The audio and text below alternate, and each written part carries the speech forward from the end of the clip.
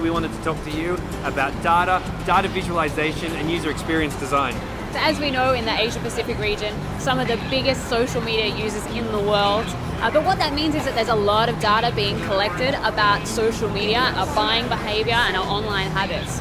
But what brands are really struggling to do is they might be great at collecting information about their consumers and their users, but terrible at actually being able to make use of that information. Yeah, I think one of the great quotes we heard today is that data without interpretation is just quantifiable noise. You know, I think that was a good segue for us to go into our next session, which was all about NASA's ability to interpret their own data into visual information.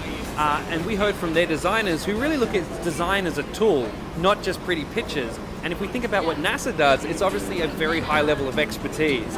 And so they're designing for totally different reasons. I think they use the example of building the equivalent of Pinterest for scientists within the organization, which is just a really kind of casual look at the kinds of transformations that an organization like NASA is going through because of data, but at the same time because of new advances in design and UX.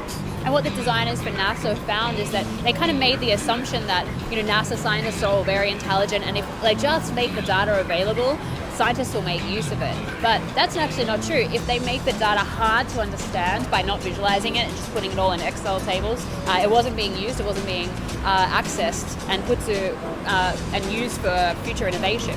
So what they did is by visualizing the data and making it accessible, that more people were using that data, and then they were using it to make innovations and actually expand their work. So it was a win for NASA.